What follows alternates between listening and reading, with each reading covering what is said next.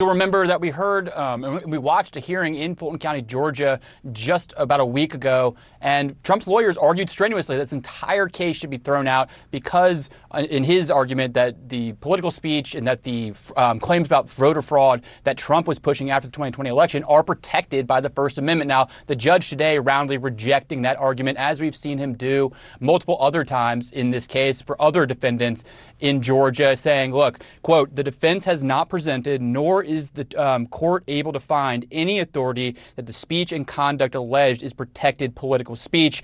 He goes on to say that this argument is one that should be heard by a jury, not one that should be decided during pre-trial motions. That was the argument that prosecutors in Georgia made about a week ago in court before Judge McAfee. So this is just an example of this case in Georgia inching towards a potential trial. We know that the DA there has asked for a trial to start on August 5th, but Judge McAfee has not put a start date on the calendar yet. That really is the big thing we're looking for. But again, the judge continuing to work through these pretrial motions in Georgia, continuing to work toward and address these issues that have to be addressed before a trial can take place.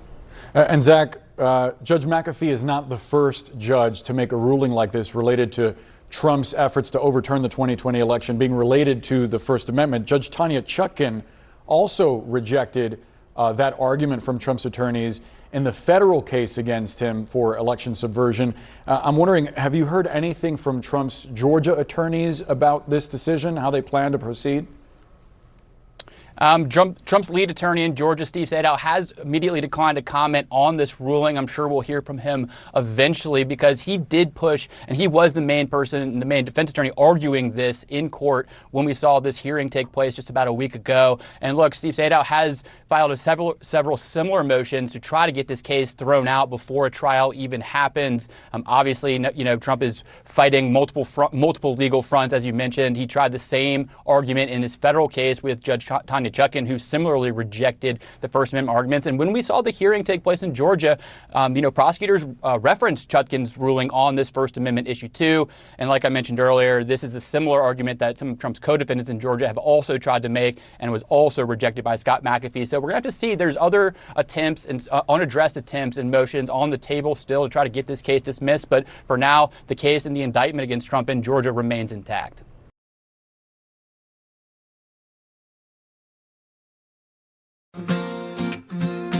In the soft embrace of morning light, groggy and warm yet hopeful inside, a whisper of promise, a sense so sweet, reviving energy with every heartbeat.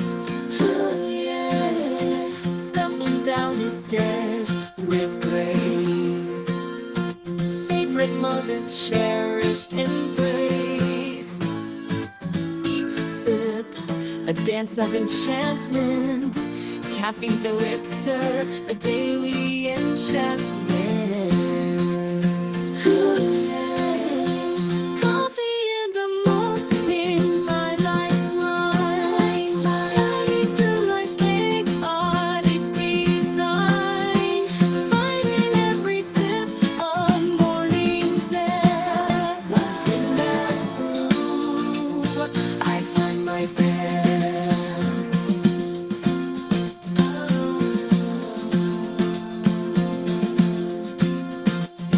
The morning sun, a gentle caress, bathing the world in warmth no less. A symphony of flavors in every pore, awakening senses, a ritual to adore.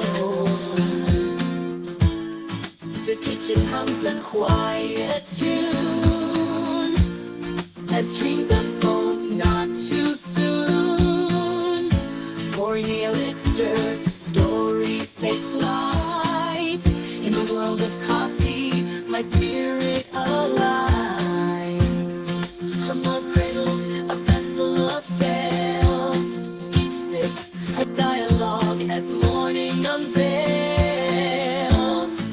Bitterness, a new world of tales. As the day unfolds, a caffeinated tale. In morning symphony, where moments prevail.